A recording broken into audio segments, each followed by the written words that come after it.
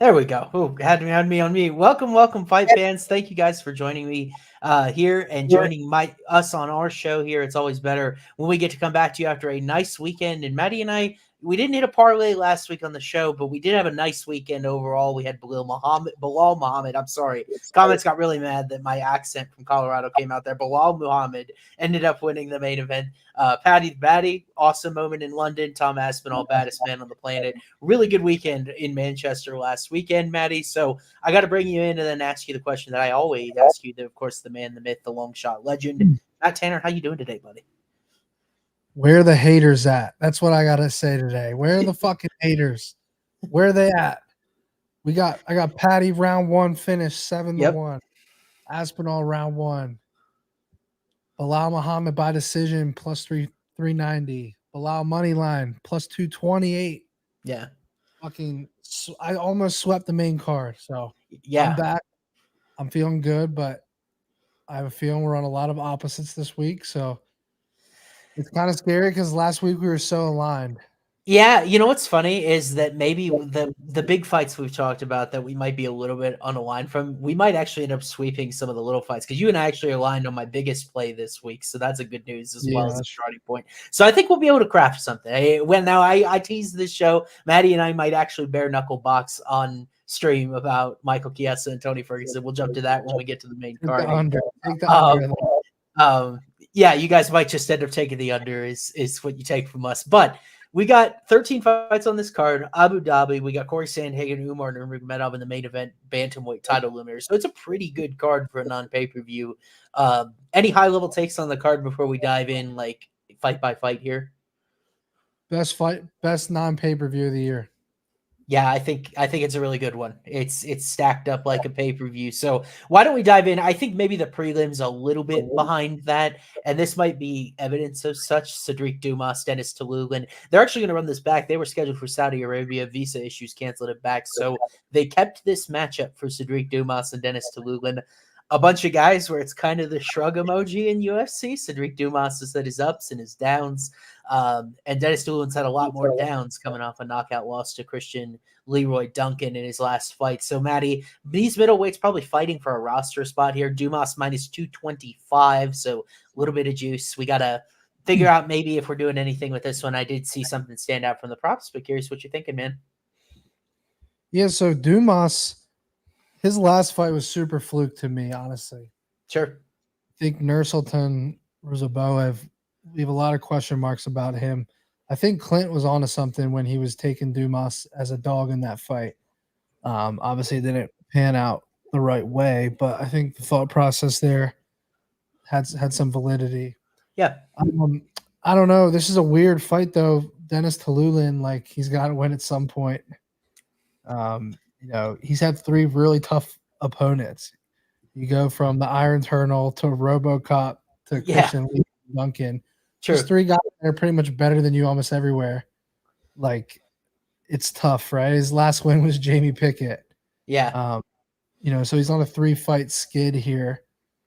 And I don't know. Can he make this a dog fight against Dumas and try to get a win here? I tend to lean Dumas here. I would like to try to talk through the best way to play him, if at all. Here might even be a skip for me, honestly.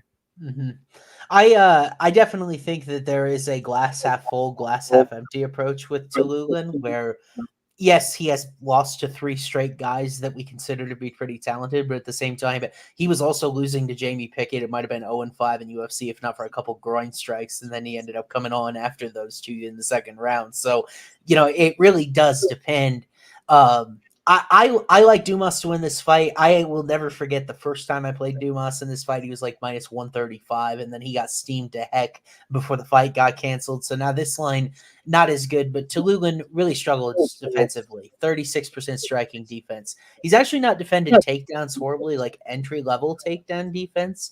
But then when he gets to the ground, we've seen the white belt come out, right? He was submitted by Jun Young Park, ground and pound by Gregory Rodriguez, and then Christian Lee. CLD wasn't going to take him there. But, I don't agree with how the market is assessing Dumas's chance to finish this fight, but I do think Talulin's vulnerable. By the way, you brought Gregory Rodriguez's name up. So we just had him on the Show Me the Money podcast a couple days ago. It just went live yesterday. So to anyone listening, go check that out. Show Me the Money podcast on YouTube. Yep. Me, Gilbert Moicano, and RoboCop. It was a very entertaining episode.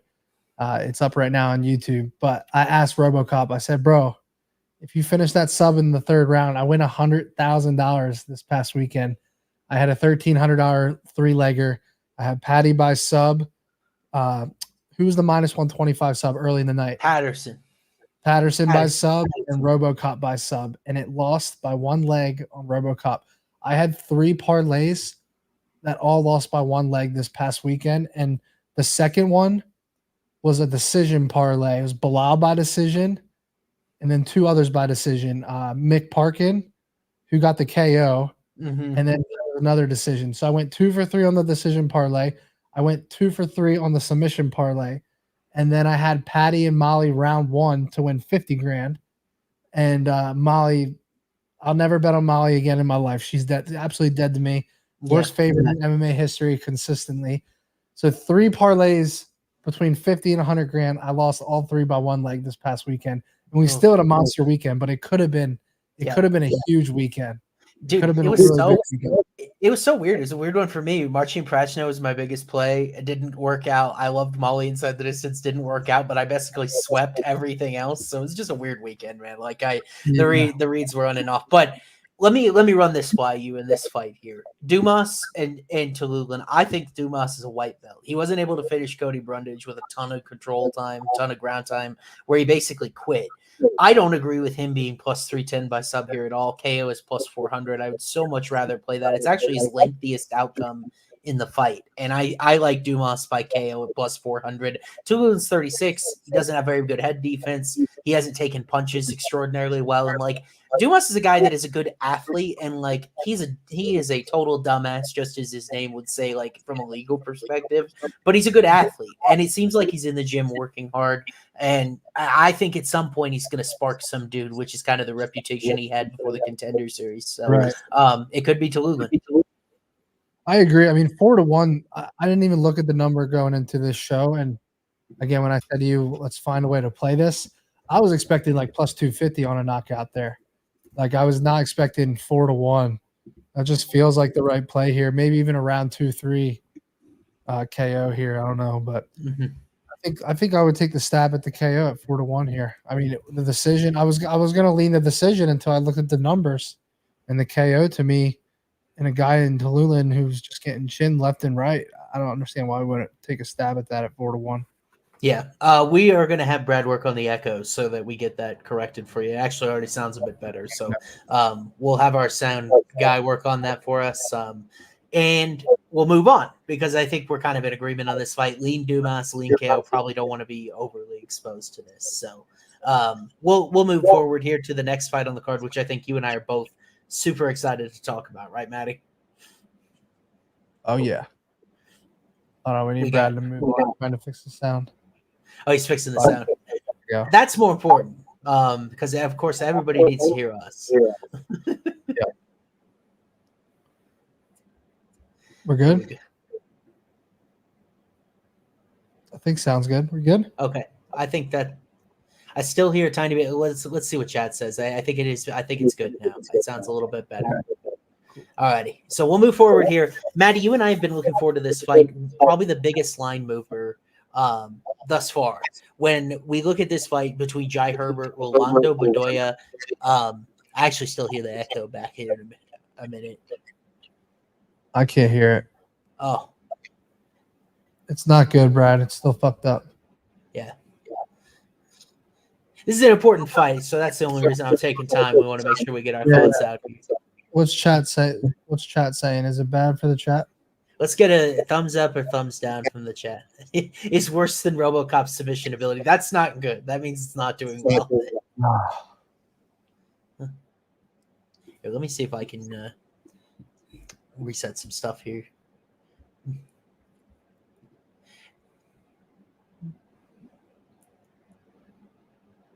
How about now? Let's see. Do you hear anything in the? I don't hear anything right now. Okay, Good, I that's think. okay. Yeah, yeah. We got a comment in chat. We can just mute while the other speaks. That's a good idea. We'll just I'll mute and go for it. But it sounds better now. But I wanted to make sure we got it fixed because this is a good fight for Maddie and I. Both of us texted each other early in the week about it. We try to stay away from each other, but we thought it was too good.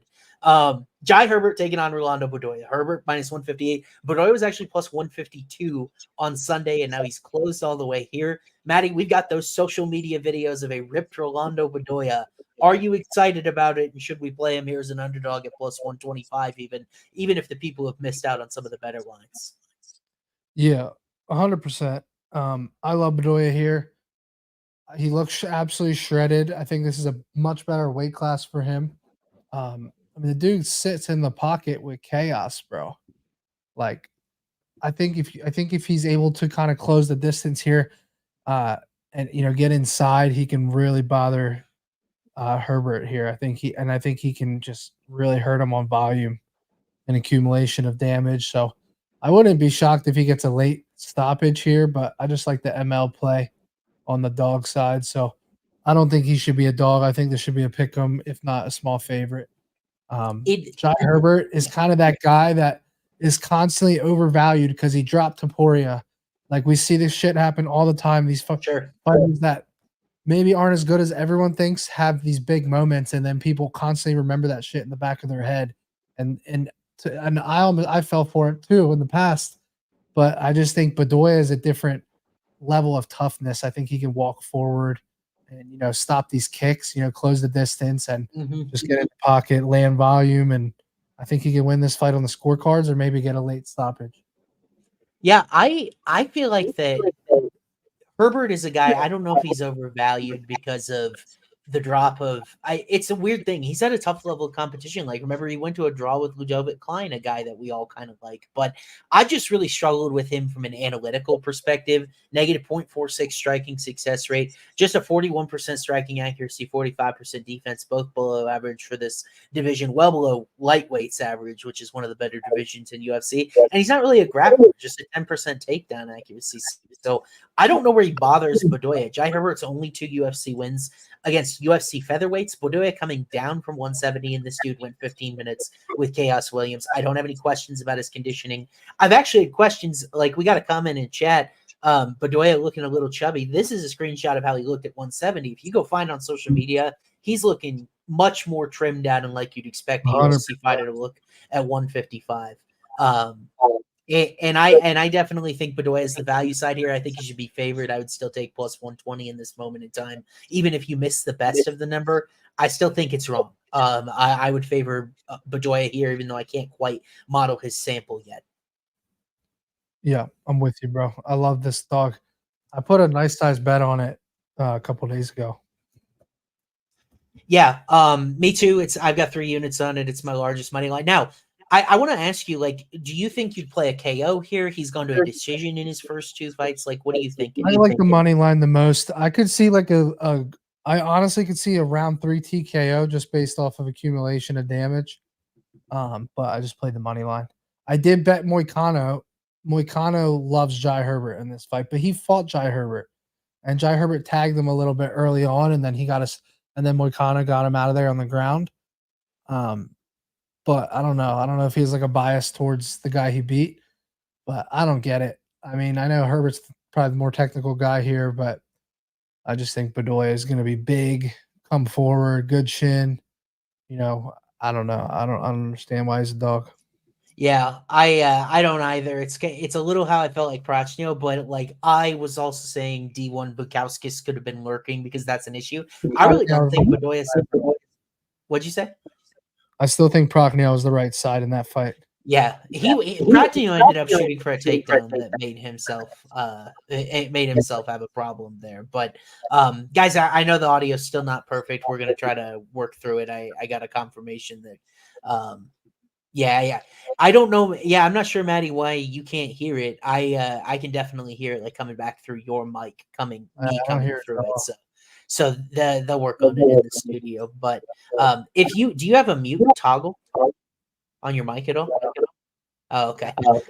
Maybe we we'll take turns trying to stagger it, so it's not too bad for the audience. But I can definitely hear it. So, we'll I guess we'll move forward. We both love Bedoya there. I definitely think we got a comment. I want to pull Dixon's comment up. Maddie, can I interest you in Bedoya sub plus 1200? I definitely think Bedoya is an underrated grappler based on what we've seen from his matchups so far. Sunken in, Chaos Williams were able to keep that at distance. Jai Herbert hasn't been able to as well, just a 57% takedown defense. So I think at this point that Bedoya by sub is an interesting angle at it. We just really haven't had the opportunity to see it yet. Yeah. Yeah, I didn't even take a look at it, honestly. I just stand up war for 3 rounds, and I just like the money line, bro. Yeah, I agree. I prefer to get the entire package, not have to worry about it when I think it's just undervalued. So we'll move forward here. I definitely want to get your opinion in this next fight because we have a very clear rule on this show. We take women's underdogs by decision. This could be a potential spot for it here with Sam Hughes taking on Victoria Dudakova. I'm pretty sure Hughes has been a dog in every single one of her UFC fights. She's just kind of had to scrap through. She's upset a couple of girls to continue to stay on the roster. Fight against Yasmin Hayargi in their last one was a tough one. Now taking on another top prospect. Dudakova here, minus 162. We've seen this line shrink a little bit. I think it's because it's women's MMA and you can never be too sure. This is just Dudakova's second fight at strawweight. So, Maddie, what are you thinking here in this one with Dudakova minus 160 or so? I just think Dudakova by decision here. Plus 110. All I got for this fight. Nothing else. Sam Hughes is tough, but she's gonna get out. She's gonna get out technical here, and she's gonna lose on the scorecards. And that's all I got. Yeah, dude, I'm kind of in that same boat with you. I can't say that I love a finish because Hughes has been shown to be so tough to sub. Like you learned that first and foremost, right? With that you had Jacqueline Emery. I think that was the live card in Miami, right? Still to this day, can't believe that. Yeah. And I think that Hughes, while she is gritty, 57% takedown defense is an issue. Dudakova was kind of a wrestling monster at 125. She took down Maria Silver in the Contender Series 4 times. Now, the Estela Nunes fight, she broke her arm right away, so we didn't really get to see very much. And then Jinyu Fry, she was actually able to outstrike at distance. So I think Dudakova is a pretty darn solid prospect. And the fact that this is in Abu Dhabi only makes it different, or only makes it even more confident that I kind of have that lean. Yeah, no, I'm with you. Yeah. Okay. What? I mean, do we need to break down this fight? Like, is there any particular we're just kind of both on? What is Dudakova by points? What's the number? Plus 110, which I like it. That's not bad. I couldn't tell you how she gets a finish, man. Yeah, I might put her in a decision lay. Yeah. I think that's a good idea. Maybe we will run back the decision lay after McParkin got the run in for us, but I don't know why. Maybe it is something on my end that's causing the mic echo thing. It's driving me nuts. I'm gonna have a migraine by the end of the show. But I'm glad at least you and I are kind of aligned through 3 fights. That's not kind of what I was expecting for the tenor of this card. Yeah. So we'll move forward here. So yeah, I'm sorry. I'm hearing myself twice in the background. It's kind of playing with me. We're gonna try to put a headset or something. We'll take a timeout. Yeah.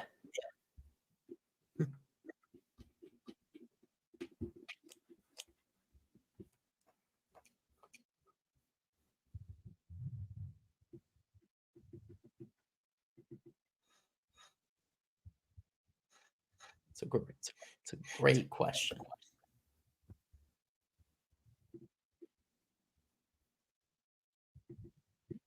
Right, do you have them?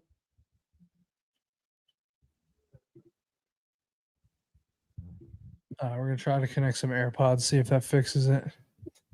Yeah, I don't know what that's why I was trying to wear my headphones is to eliminate the splashback, but 1 second, here we go. Yeah.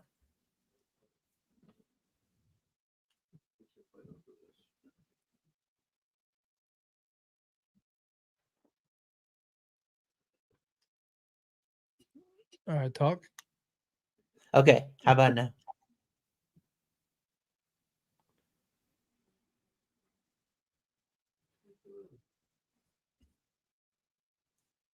That's gonna be way too delayed, dude. It's not gonna work. All right, 1 second. I mean, we can take our time between sentences, bro. Like, I'll work with it just so the audience can listen in. Hey, It's dude, okay. Yeah.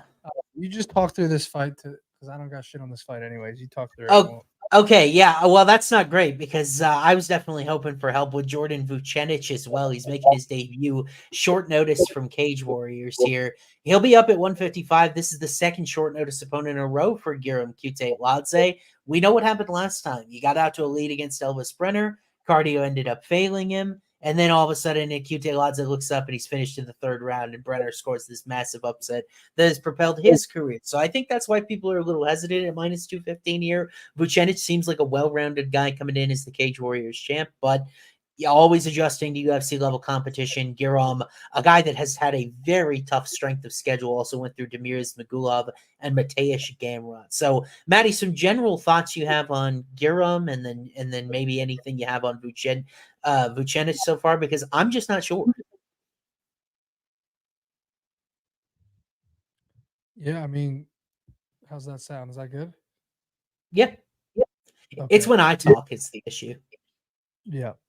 Yeah, I mean, I thought Guram looked really good until he didn't in that Elvis Brenner fight. So I think this is potentially a solid bounce back spot for him. He went the distance with Demir's Magulov. I mean, he beat Gamrot back in 2020. Like, I think this is a good spot for him, but I also didn't really watch enough tape on his opponent here, so I don't have a ton for you, but I do like this is a bounce back spot. Yeah, it's interesting this line has kind of motored toward Ladze this week when so the split here, Guram by points plus 125, KO plus 320. We haven't seen really any we haven't seen an official submission attempt from Ladze yet, so he's 13-1 by sub. It's a little bit longer. I think this Ladze may be another spot for, like, if we do a decision parlay. Vucenic is tough. I'm pretty sure he comes into this one.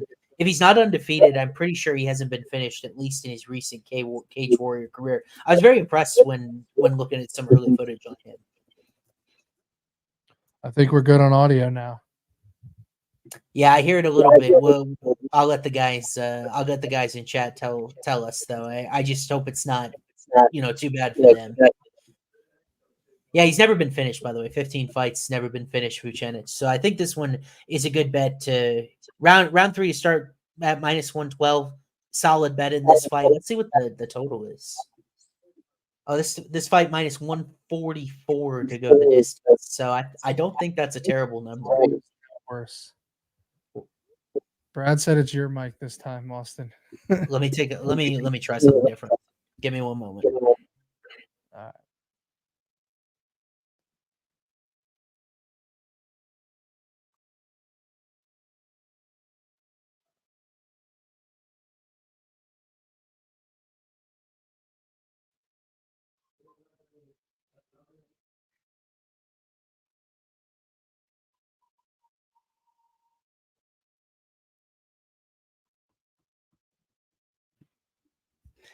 How's that sound? It's good for me. Yeah. Let's let chat tell us though. Chat tell us.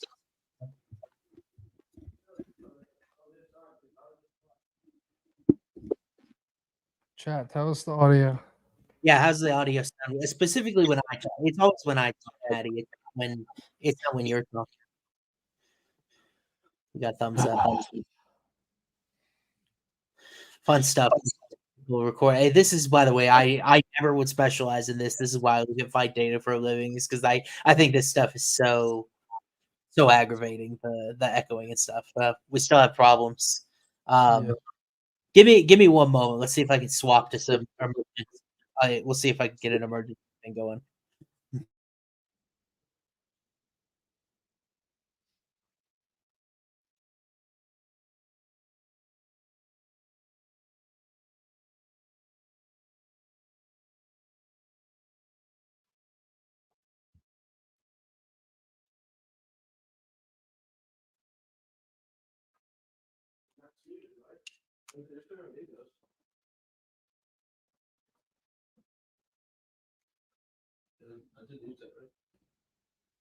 Let's see. I can hear you talking. Well, that makes sense because you can do that. Yeah. We need walkie-talkies. 7 out of 10 audio. Walkie. We do need. Is that any better at all? Can you hear me? Hey, let's hear the chat though. I actually don't hear anything now. Chat. This sounds perfect to me. So if you guys can hear me, okay. Well, if it's crystal clear, this is not as good of a quality microphone, but you know we're making do. Yeah. All right. Let's go to the next fight. Let's roll now. Yeah. All righty. Let's boogie, bro. All right. This one I did want to ask you about. I placed some action on this fight today. It is sloppy heavyweight, so we do always have to tread carefully here. Shamil Gaziev certainly let me down in that main event against Jairzinho Rosenstrike. Now he comes in, he's a minus 245 favorite against Dontel Mays. Certainly a step back in competition from the rankings, but Mays also coming off a win over Kyle Machado. He's shown his moments in UFC. What do you think here with Gaziev at minus 245? And we'll check the odds for him to get off the stool in round 3 as well as we proceed into this fight. Yeah, I mean, look, I think this is a similar bounce back spot here as what we were just talking about. It was kind of embarrassing for this dude to be the main event, right? In his last fight against Rosenstrike. Right. He was very tired early on. He ended up getting, I guess, the fight got finished in round 4 and ended up losing that fight. But if you really go back and look at his fights previously, he's just rolling through these guys. And Dontel Mays is not a world beater here. Like, I think this is a good bounce back spot for Shamil here. But I understand why a lot of people are still skeptical about this dude. But I think he can get Dontel Mays out of here. So I'm considering the KO prop, but I don't feel great about it.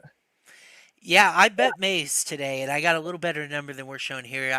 So he's plus 205 on FanDuel right now, so he actually lengthened a little bit today.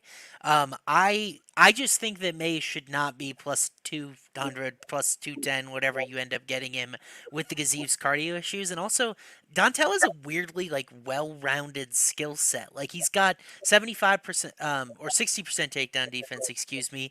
He's been okay defending entry-level takedowns. Now, we saw him early in his career submitted by Rodrigo Nascimento, the guy who he ended up keeping at distance the entire time in the rematch. Hamdi Abdelwahab on all sorts of steroids when those guys fought. That was his other clear loss, but then he could just never really get anything going against Augusto Sakai at distance. I think the interesting thing here is if you think Gaziev has knockout equity, he really beat the brakes off Budai for about 7 minutes, which we know is about how much cardio he's got at this point.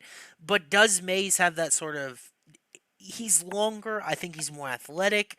I think he's got more of a chance to punch back as Gaziev is kind of unleashing an onslaught. But it does scare me that I'd be fading a guy with a Dagestani beard in Abu Dhabi when Mays has shown some lapses in striking defense, has shown some lapses in takedown defense.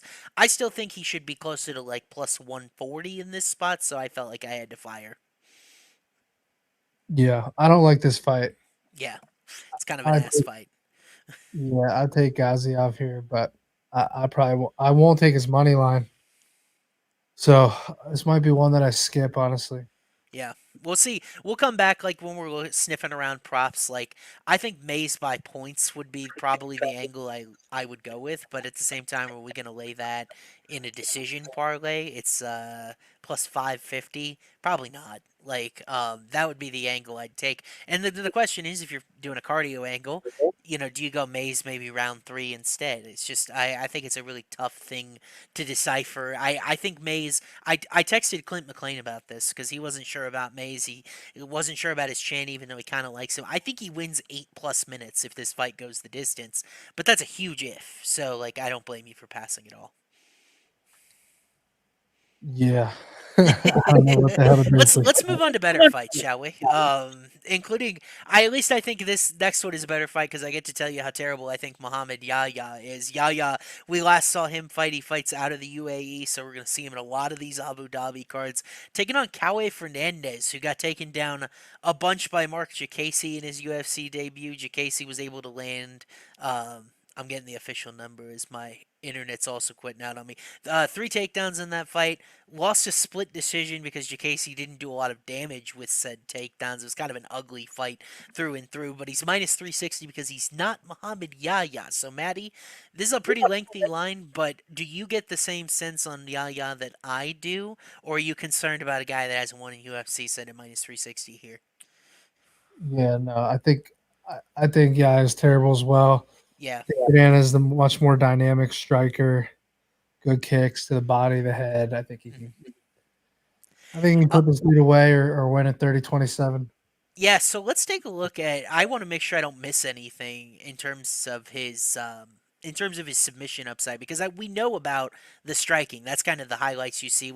He's got that highlight kick that kind of shows on reels whenever you look him up. That I noticed against Jacasey as well. Like the first thing you see, he does have 2 pro wins via sub. Last one coming a while ago was an armbar 2017. So like I'm leaning knockout. I guess we'll see what FanDuel's priced it at. I'm guessing it's going to be a much heavier favorite. Yeah, KO is plus 195, points plus 290, submission plus 310. And then Yaya inside the distance. You ready? Guess what Yaya inside the distance is? I think it's a weird number. I have no idea. It's plus 600.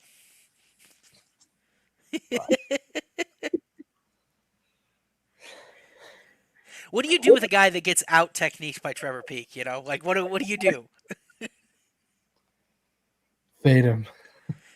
Yeah, I guess that is a decent show of durability though, because Peak has had power to put out guys that, other guys in this division, not super high level ones, but Eric Gonzalez, Malik Lewis on the Contender Series after he gassed out. Like, I guess it was a decent show of display. Maybe Fernandez by points is the angle plus 290. Like, these are the type of fights, Manny, that when you talk about, hey, we're previewing UFC Abu Dhabi, I can't model this fight. I can't come anywhere close. This fight scares the shit out of me, bro. I would never make a definitive play here other than on the money line. And I got Fernandez money line in my parlay at like minus 300, minus 280. It was something not quite this expensive. So, I just think that I mean maybe I'm falling right into the trap, but yeah, the thing that is going to disgust me is if this goes to like a slimy decision and Yaya gets like this split decision that no one thinks he deserves just because he's in the UAE. I'm going to lose my marbles on Twitter. But man, Fernandez is so dynamic. I really like him. I do think I took him against Jacasey. I thought he might be able to test Mark's chin. And I kind of lean knockout here. It's a little short at plus 195, but again, another fight that I don't have a lot of conviction at. You and I are going to have so much fun on the main card that we could just kind of chew up these prelims for breakfast. I take back strongest non-pay-per-view of the year. Yeah, I agree. Alrighty, we'll move forward to something. I think we could talk a little bit about this next one here. At least we got ranked light heavyweights on the tap. We've gone back and forth a little bit on Atomic Alonso Menafield. You and I, we kind of zigzagged on. Like I was on him against Crute, you were on him against Olberg. Like we've kind of flip flopped on Menafield, so we both kind of have a good sense of his pros and his cons. As a Matt Mirzakhanov, a guy I'm not super happy with. I have a ticket on him to be light heavyweight champ at the end of the year. The dude hasn't been around. He hasn't fought this entire year. I think the world of his skill set, but he just hasn't been doing anything. So now he comes off the couch. He's going to try to take Menafield and keep him outside the rankings. So what do you think here in this fight at light heavyweight, man? You know, I hate that Menafield's coming off of that early KO loss because I would normally love betting Osmot here, but like Yeah. a lot Menafield's like a little. He feels like a good buy low spot. He's not going to do that again. The problem is, I feel like Osmot's jab is going to eat this dude for fucking lunch all day. That jab is going to land so much in this fight. So that's why I'm struggling with it. But I like Osmot to win. I worry about his cardio late, but I don't think Menafield's how do you feel about Menafield's striking defense in this one? So analytically, it's 49%, which is below average. So not great, I guess, is the answer. That's kind of why I took Olberg against him in the first place. But I just think a lot of Mirzakanov's skill set, plus 1.45 striking success rate. The dude beat the brakes off Dustin Jacoby for 3 rounds, which is a high level indicator to me of a guy that has striking talent. I think his wrestling might be a little underrated just because we haven't seen him use it a whole lot. 0.75 takedowns per 15. Not forecasting that here against Menafield. I definitely think this will stay on the feet with both these guys having really elite analytical takedown defense. But like, I actually was able to model this fight, so hey, we can actually talk about it in some sort of confident sense. But I have Mirzakhanov just minus 160, so the money line might be a little expensive. But importantly, because he's got such a big knockdown rate, it's 2.19%. I've got his knockout at minus 110. It's plus 145 on FanDuel. So I think Mirzakhanov KO is the play here, and he goes to a decision against Jacoby. I think Jacoby generally is more reliable than Menafield. I know he's coming off that knockout loss to Dominic Reyes, but it was a little fluky, right? Like if you re-rack Jacoby and Reyes a few times, I feel like Jacoby would get the better of Dom's chin in quite a few of those occasions. I don't necessarily think I'm way lower on Dustin as a result of that fight. I think it's a great win. And Mirzakhanov, by the way, has dropped all 4 UFC affiliated opponents. So Menafield, concerning chin issues, now 36. Mirzakhanov, a guy that regularly drops his opponent. I think KO plus 145 is a decent number. Yeah, no, I'm totally with you here. I think Osmak has a chance to beat the brakes off him. I think that jab's gonna piece him up, bro. Yeah. Let's see. Now, let me try to sell you on this. I kind of like Mirzakhanov late KO in this fight. I know Menafield just got. It was kind of a weird thing where he rushed in. I think he just forced a really terrible game plan against Olberg. But I kind of like round 2, 3 KO in this spot, like a mounting damage type of KO. Mirzakhanov is just so patient. He's not super high volume. I'm taking a look at what it is. So Mirzakhanov round 2 KO plus 600, round 3 plus 1300. I think I might end up sprinkling those in addition to the KO prop here because I'm not betting Mirzakhanov's money line. Don't see value on it. I just think he gets the spark, and I'm kind of favoring late. Maybe it's a little undervalued just because of how Menafield lost last time out. Yeah, I love 2-3 here. Let's I do think it. you nailed that. I think you Yeah. really nailed that. Yeah, and by the way, if you're correct in your analysis about the jab piecing him up, then he's going to end up wearing damage and maybe blood in his eyes, that type of thing, as we get later into this fight. So, I think round 2, 3 KO is the angle we're going to sniff around here. I love it. Cool.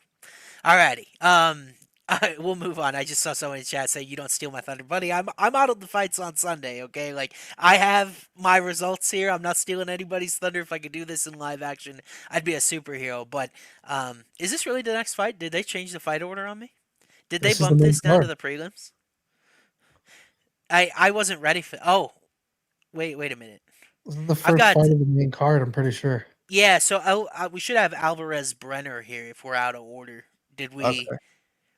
Do we have there it is okay, so I was panicking because I've got to mentally prepare myself for Maddie and I with Chiesa and Ferguson. It's gonna be a knockout drag out war, but we're ready for it. This fight we might be a little bit more aligned. I actually don't know Maddie's stance on this fight, so we'll find out. This is another one of those steamy fights. Joel Alvarez was minus 142 on Sunday. He is now minus 210. The people love themselves some Joel Alvarez in this spot. Of course, he's huge for this division, has some marquee wins, so I get it. But Elvis Brenner, kind of a dog on the other side. We talked about him against Qute Ladze. In his last fight, he takes on Mick Oral by Maddie, who you and I think is a boogeyman of this division.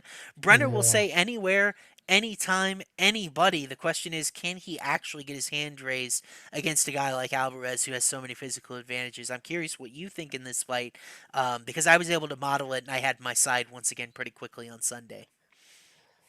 Dude, Elvis Brenner looks so good against Orlabai. He impressed the shit out of me. Yeah. He really did impress the shit out of me. He came back against Guram, got him out of there. I mean, he's a dog. It's hard to bet against him. I think he can get takedowns in this fight, but Alvarez is dangerous everywhere. And I was looking, I think I put this in the Telegram earlier to you, but like just knowing that Elvis Brenner is almost impossible to get out of there, you can get the 2-1 favorite at 4-1 by decision. Yeah. And and I know that number reflects the fact that Alvarez is a finisher, but it's due to 17 subs, 3 knockouts out of how many fights? Out of 23 fights, he has 20 finishes. So when you look at it in that light, it's like it sucks playing a 4-1. It sucks only getting 4-1 on the decision. But when you look at his opposition in Elvis Brenner, he's a dog. It's so hard to put him away. Right. So I kind of like Alvarez by decision. More damage on the feet, gets taken down, but threatens off his back and wins on the scorecards. I haven't decided what I'm doing with this fight, but I'm kind of talking myself into that 4-1 decision play. So Matty, it would be model approved. I've got Alvarez decision at 330 plus 335. So model approved on Alvarez decision, and that's funny because, yeah, Brenner lost 4 out of 6 fights that have gone the scorecards. I just think it is a ton of value at 4-1. Yeah, man, interesting. I'm checking out the round prop on this one. So let's see. Yeah, under 2.5 rounds is minus 150. I am over on that. I've actually got the fight 48.5% likely to go the distance, and that might be a combo play that I run with you because of your confidence in Alvarez by decision, even if he's ahead. Brenner's ability to stay in the fight. I still did take the plunge here on Brenner plus 165.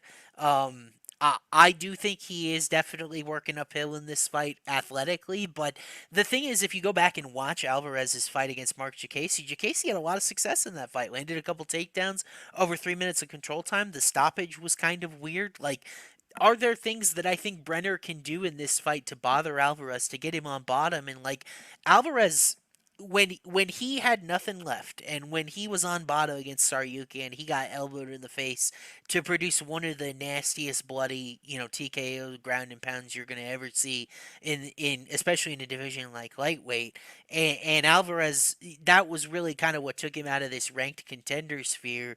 And I don't love a lot of his wins before that. Thiago Moises hasn't aged perfectly, especially we know how immune he is to pressure.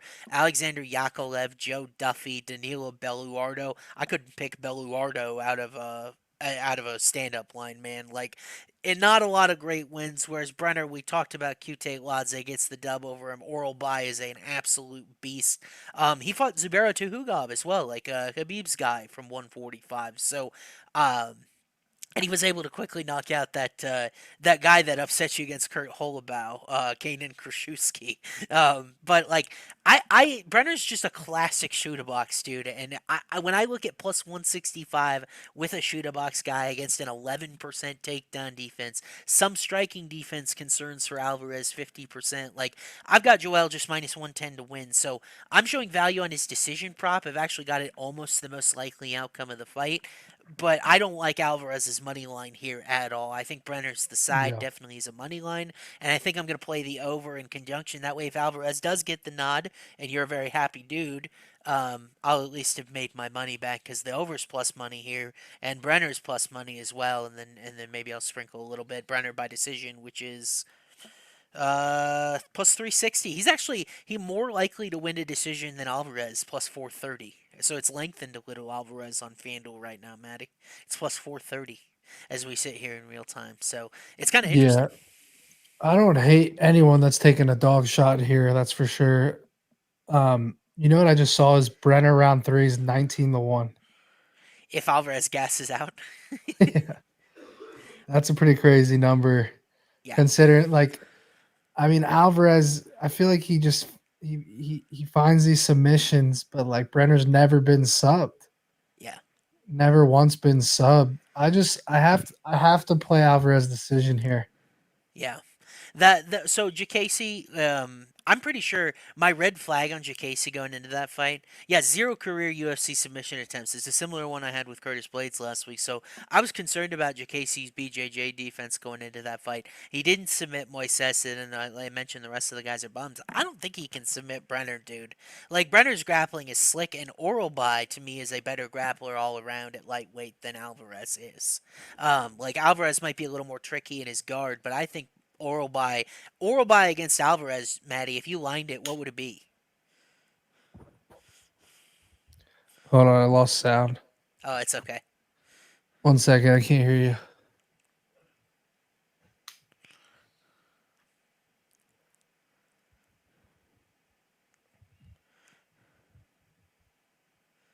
You got me yet? I know the AirPods take forever to. I hate my set of AirPods, dude. They take All forever right, to like switch. I can hear you. We're good. Okay, cool. Quick question. Oral by Alvarez. What would you line the fight? Pick them. Oh, really, dude? I think Oral by should be like a minus 150 favorite in that fight at least. I think he Yeah, should be a I big can't favorite. disagree with that. Yeah, Oral Buy's a monster. But so like I think we're kind of length is the verdict here. We might circle back in our safe parlay. Maybe look like an over, maybe an over 1.5 instead of over 2.5. We could get creative there, but a good fight, a good fight. Yeah, And I think we can move on because we kind of covered both. I think for sure. all sensible angles in that one. Is we have Loopy Mackenzie Dern in front of that other one because I've got that fifth. There it is. Mackenzie Dern taking on Loopy Godinez. Good fight at women's strawweight.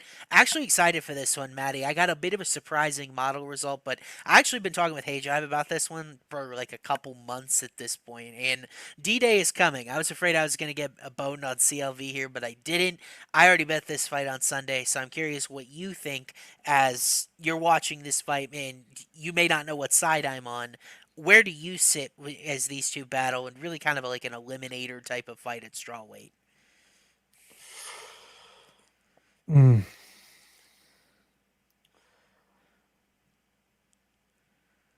I like Loopy, bro. Yeah, let's go, dude. I like the dog side, and you know what keeps jumping off FanDuel to me, and I can't get away from it, is Loopy by KO at 14-1. Yeah, whoa, that's a I big can't get away number. from that fucking number, dude. It's so big. And I think you're Mm. dead on because if you're looking at Lupi by knockout, it has to do with Mackenzie, right? She was dropped in the Lemos fight. She was dropped 4 times by Jessica Andrade. I think her striking defense issues are coming home to roost. Like her striking hasn't improved a great deal. Now those were the first drops in her career for a long time, even since her debut. But it kind of feels like her chin is starting to give way a little bit. Sneaky old at 31. Yeah, I mean, I can see Loopy by decision at the same time. I see all the comments in the chat. But man, I can just see Mackenzie walking into something. I know Loopy doesn't have the power of a Andrade or a Lemos, but she can punch, bro. She got some striking. Um, so I just feel like if Mackenzie walks into something, aggressive approach, coming forward, I think it would have to be a referee stoppage, like maybe a stand-in TKO or something like that. But Yeah. 14-1 really makes me want to play it. Yeah, I mean, so that's kind of almost what I have circled. So model results on this fight, I've got Loopy 55.1% likely to win, which is about minus 125. So I would make Godinez about minus 125 in this spot. How about this? Inside the distance, Maddie, I've got it at plus 490 for Loopy. I've got it about 16-ish percent of the time. I'm going to play inside the distance plus 1,000 here. Loopy is plus 1,000 to win inside the distance. It's probably not going to hit a huge chunk. I might play like a tenth of the unit on it because, like, overwhelmingly, I think this fight does go to a decision. But the fight that has the back of my mind, bro, the Elise Reed fight. That's where she dropped Reed. Remember, she had all those submission attempts in that fight. And look, Mackenzie Dern is a much better jiu-jitsu player, a much better bottom player than Elise Reed. But I'm talking about tendencies. If she gets her hurt, could go for a club and sub type of thing. Like, Dern has had these issues in recent fights, and like I think Godinez's power is there. You and I were sweating Godinez KO against Verna Jandihova. I thought it was there. She was kind of hurting her and touching her up every time she landed. She just never really Yeah. put the volume behind it. I feel worse about Dern's defense. I feel worse about her chin than Verna's at this stage. So Yeah, I, Verna's a I zombie. Mackenzie can get yeah. hurt on the feet. Yeah, she can get hurt and she makes mistakes, and I feel like Loopy is getting better and better. It's kind of tough to remember. She's only 26. Like she burst onto the scene. She did like the 2 fights in 7 days of I think a couple years ago at this point. She is not an old fighter. She's just now maybe starting to entering her prime, right? So like I bet Loopy primarily money line here. I'm gonna sprinkle inside the distance. I don't think I just gotta trust the model. Like when I'm doing it, and it's been so kind to me with Bilal decision and things like that, you kind of just have to blindly follow it. I don't know how often it hits, but I don't think it should be plus 1,000 in this fight. I think Loopy's got tools to finish this fight, and I think interesting perspective from the chat. They're saying, well, look at how Loopy fought Angela Hill versus look how Mackenzie Dern fought Angela Hill. It's an interesting conundrum. It's like where does the physicality thing win out here? We get such inconsistent performances from Mackenzie Dern. It's almost kind of tough to guess what you're getting, right? Yeah, 100%. I Loopy probably wins on the scorecards here, but plus 1,400 with her striking defense. She Yeah. just got put away 2 fights ago. She got beat up in her last fight. Yeah. You got to take a look at it. I'm betting ITD, but I'm rooting for you because that means the Godinez KO look from Verna and it lives Yeah. out of the grave. But I mean, you almost could just play the 2-3 KO, right? yeah, you could play 2-3 KO definitely. I'm just not sure. Like when I'm betting against a fighter's chin, I'm almost nervous to throw that result away, especially that I'd be getting so greedy because I'm already getting plus 1,000 on any kind of finish. My bottle actually has sub favored over knockout, interestingly enough, but that's just from Godinez's tendencies. One submission attempt per 15 minutes. It's an interesting result. And by the way, here a huge storyline in this fight. Godinez has excellent takedown defense, 84%. Mackenzie Dern, by the way, worst takedown accuracy of any women's fighter in any division, minimum 30 attempts. Awful wrestler. She's an awful wrestler through and through. And Godinez is a great defensive wrestler, whereas you look at Loopy over 3 takedowns per 15 minutes. Mackenzie Dern, 28% takedown defense. She's usually willing to go to the ground. So maybe Godinez gets top time, and that's her path to victory here. If you don't believe my sprinkles about inside the distance being a value bet at plus 490 versus 1,000, I get it. Money line, I think, is a great play here. I think that's the way to back Loopy if you're only going to take one. Yeah, I'm with you. Cool. This fight confuses me, though. Yeah, it's weird. She's a dog. It gets me a little nervous. I get some Pratchneo vibes that she's going to throw it away, especially since her fight IQ's not been the best historically. But Yeah. Maddie, let's give the people what they've all been waiting for. I promised on Twitter, you and I might drag it out here. We actually might have angles for these guys to take, even though we disagree on how it happens. But Michael Chiesa, the largest favorite on the card this weekend. He's minus 620 now. He's actually shrunk dramatically on FanDuel. Maddie's bringing some money in on Tony Ferguson here. He's back to plus 430. It's actually just Rake coming out, but you didn't hear that from me. Chiesa, the largest favorite on the card. Both these guys are old. Both of them are vulnerable. So I understand anybody's argument here that says one of them should not be minus 620. I will do my best to make the opposite. So, Maddie, go ahead and tell the people what you bet in this fight and why. So I live in South Florida. I went to Hard Rock. I took Tony Ferguson by submission. I tried to put 3K to win 45K on it. They turned it down. They capped me at 1,000. And then they told me if I want another 2,000, I could get it at 11-1. I said, no, give me my 1,000. They gave me the 1,000. And then literally a day later, the market's at 9-1. So I moved it from 14-1 to 11 to 9.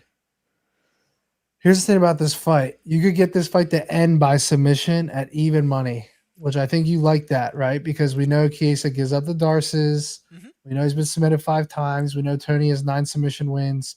We know that Chiesa is probably just a bigger guy here. Could maybe get an early sub against Tony. I'm just playing the number at the end of the day. I understand that if you like Chiesa here, you can maybe go early sub on Tony, or maybe you go by decision and get rid of a lot of that juice. But I'm sorry, bro. I think this is a fight that Chiesa could dominate, and all it takes is him making one dumb mistake. And he's up there in age too. 3 fights in a row. He's lost 2 by Darce. I understand he's going to have a size advantage. I understand it's the corpse of Tony Ferguson. But miracles can happen. And at that number, give me the submission all fucking day. Yeah. Dude, okay, so I understand the Ferguson angle, especially when this is so wide and these parties have just been so vulnerable, but I am beyond myself that like there are like legitimate arguments that Tony should be like 2-1 or favored in this fight. First of all, we've seen the struggles of Ferguson well documented at this point. Spent over 10 minutes inside of underneath Charles Oliveira. Spent under 10 minutes underneath Beneil Dariush. Give Matty 3 months training with Moicano. He takes They're Chiesa. world Get class out of here. guys, bro. Get They're out of world here. class guys. I don't care about the size that Oliveira and Beneil finish Chiesa in the 2 rounds every time. Yeah, I'm sorry, but like Chiesa goes the full distance, outlands. You know, he had problems with Brady's wrestling, but obviously we don't think Tony's probably going to offer a whole lot Brady's of more of a offensive. control guy. Yeah, exactly. But like what I'm saying is that Brady is a physical specimen. He's a ranked fighter at 170. He has But he's dropped gotten a other lot dudes more at of a physical 170. specimen since that Chiesa fight.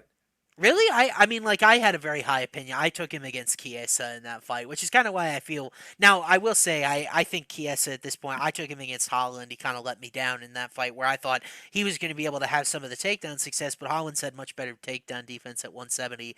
I have a feeling that Tony's going to get taken down and submitted very quickly in this fight. That's my gut feeling. Now, my model's verdict is very different. It believes this That's goes what the Tony distance. wants.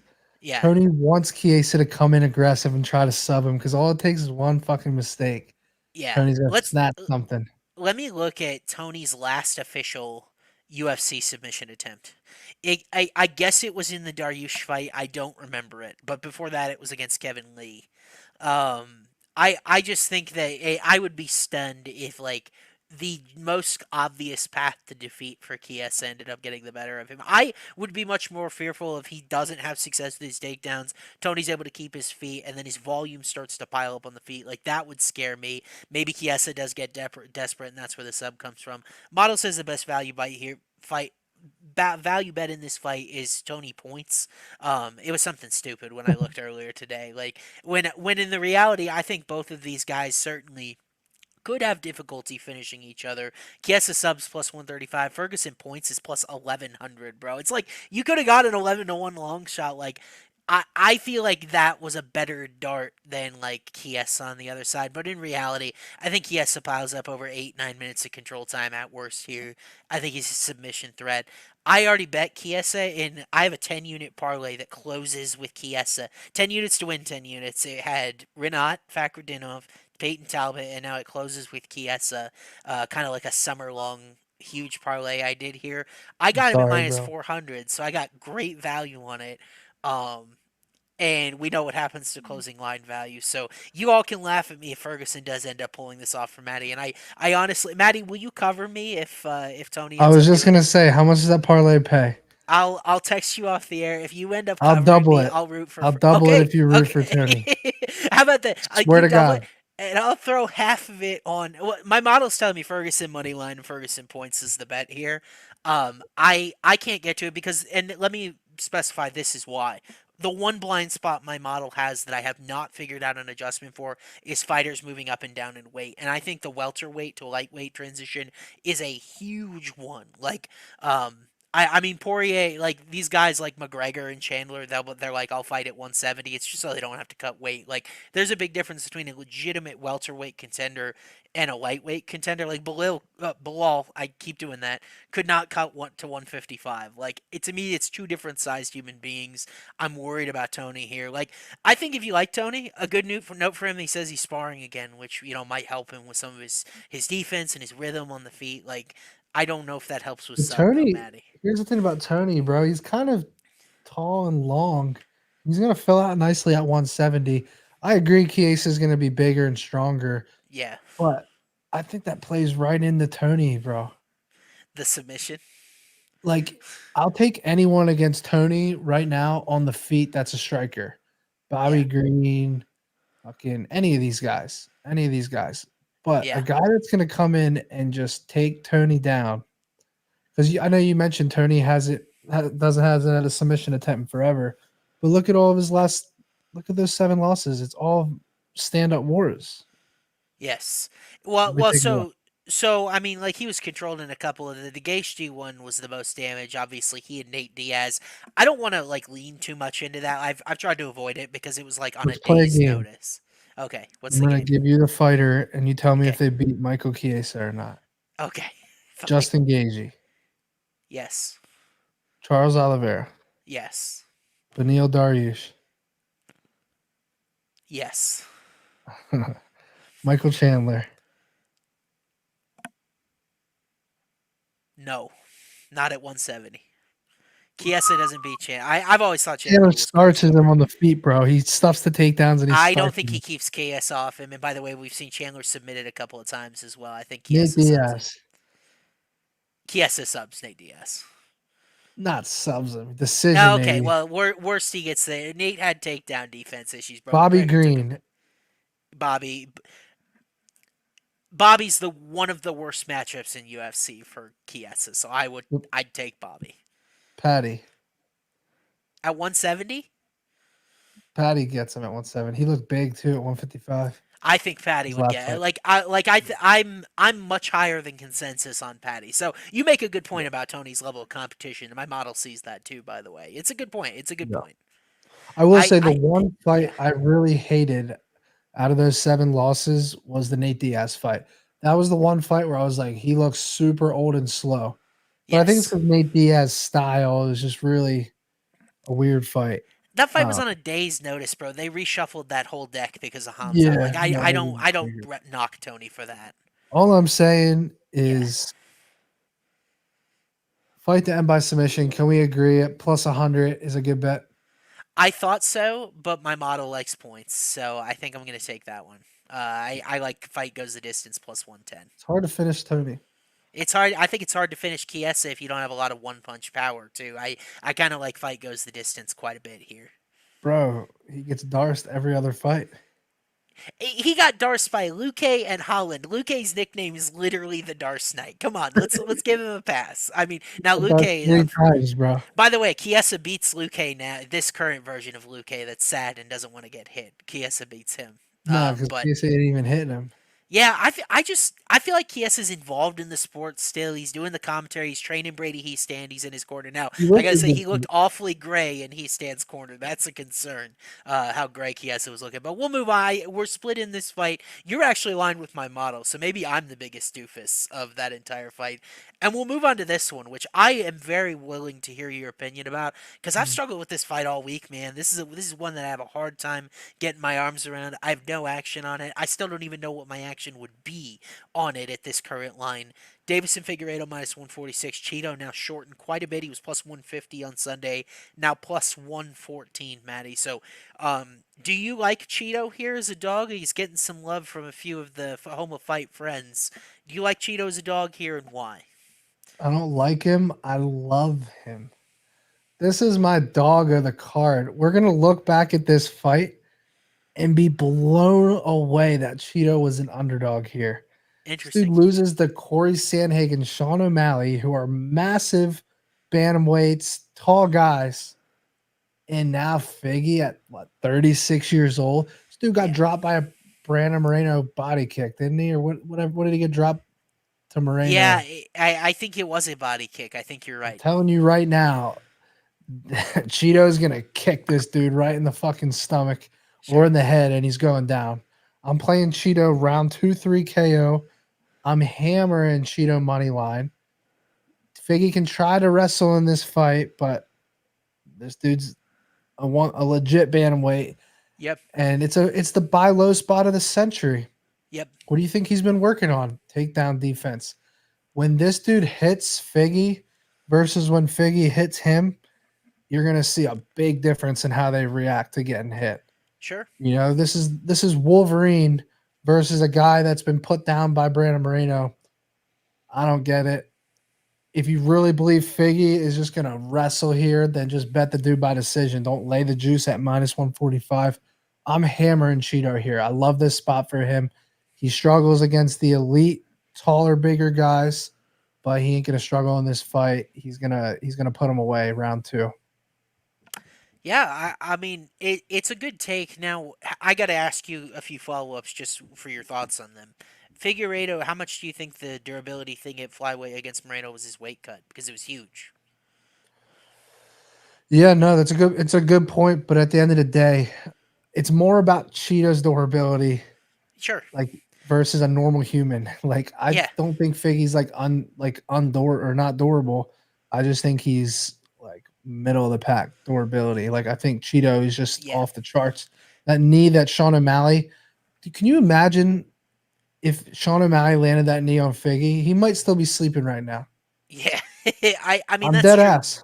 But number two, I wanted to ask you, are you concerned at all about that O'Malley damage here? Because if this was any dude not named Cheeto Vera, I think we would be. He's the fucking Wolverine. Look at him, dude. Yeah. I He does think look like 3 days Wolverine. later, after that O'Malley beatdown, it looked like he didn't even fight. Yeah. He heals so fast. Something just crazy about this guy, man. He's got compound V coursing through I'm his telling you. veins, man. He heals right back up. But it's an interesting take. Now I've got Figueiredo at minus 140, so this line is almost roughly where I would put it. I think minus 135 is going to be my breaking point where I really have to think about it, like just because I'm playing the number at that point. I do think Cheeto's entry level takedown defense is good. He's kind of shown a reluctance to get back to his feet. I gotta say, dude, I was really impressed with Figueiredo against Cody Garbrandt. I expected he was going to chin Cody because that's kind of how you beat Cody. But he was the first guy to take down and submit Cody. Cody really good analytical takedown defense, 80%. It made me really think that that he can really take guys down and have the ability to control them. He seems to be much healthier in this division. Like I think, like you said, age is not on his side, and this is a great test for that durability we haven't really seen. Rob Font's not a power puncher. Cody at this stage wasn't a super dangerous opponent. Most of that fight took place on the mat. Maddie, I think you're right that we're going to find out a lot about Figueiredo getting hit on Saturday that we haven't found before. Um, I wish I played Cheeto at plus 150. I'd feel so good about it, but now at plus 115, I'm Yeah. I'm passing I on got this it at fight one. altogether. I got it at 130, and I feel great about it. Yeah, It's a 3 unit play for me. I think this dog is kind of like your Bedoya dog for me. yeah. I think our level of confidence is around the same. I would love a Cheeto Bedoya money line parlay here. Ooh, yeah. It'll be tough. Like I just think Cheeto does have. It does concern me that Cheeto is so willing to lose minutes at times. Like the Remember the Munoz fight Rob was a Font sweat. fight? Yes, where he was losing minutes and then he was able to Rob just put Font him on his ass. doubled Yeah, his strikes, but yeah, every time he hit Rob Font, yeah, it really hurt him. Whereas Cheeto would literally laugh at him when he would get touched up. And yeah. I know Figgy probably hits a little harder than Font, but I look at this fight the same way. I think Figueredo could land more volume. He maybe can even get some takedowns, but you ain't getting Cheeto out of there. So then the fight goes back to the feet. One big shot is a knockdown in this fight easily and wins the whole round. So I think he can win on the scorecards or he can win with a TKO. So what I don't have it baked into my model, like when I'm projecting like finishing rates, is I don't necessarily. I have a component for like recent results and things like that. I don't have like a guy's never been finished component. You're gonna be so upset when I tell you what I have Figueredo inside the distance at. I have it at plus 185 here. So I've got his money line at minus 140. I got inside the distance plus 185. That's Cheeto's defense. That's like his per minute I get it. defense that it's concerned about. But It's like because he if you eats all believe these he's shots. He don't care. yeah, and the thing is, I played O'Malley KO, and like, could I have gotten a better offensive output for it to happen? No, and it could Right. with the knee, and it just didn't happen. So like, do I want to make that same mistake again? Now, I will say Figueredo inside the distance is plus 650 here, so that's just a huge fucking number because like people are on the same line of It's a thinking like as donation. you, yeah, it feels very donation-y, and that's kind of why I've struggled to pull the trigger anywhere on this fight. But like, Yeah. I think you and I have a very similar aspect to this fight. You're leaning into the Cheeto value angle because he's the dog, which, by the way, my model at no point has approved playing Figgy here, so I get it. I really do. I'm just something smells a little weird, and this is the one of two main fights, main card fights where I just don't have a strong lean. Unfortunately, the other's the main event, Yeah. so it's a I tough, mean, it's a toughie. I think if you literally play Cheeto money line and Figueredo by decision, you Yeah. can't lose money. Oh, here's what I know I'm going to play in this fight. Under combined significant strikes, there's an unnamed sports book that'll play this. I think Figueiredo only lands 3.01 per minute. Vera is willing to go at his opponent's pace. Like, he'll pace up over 100 significant strikes against a guy like O'Malley. He'll pace way down against a guy like, Munoz or whoever it ends up being. I think this is going to be a very slow-paced striking match, very strategic, not a lot of volume. Like, Figueiredo is never a very high-volume guy, so I think I'm going to play under combined significant strikes here wherever I can find it. I like Just that, especially if he mixes in wrestling, bro. yeah, and like I really Cheeto's like that. patient.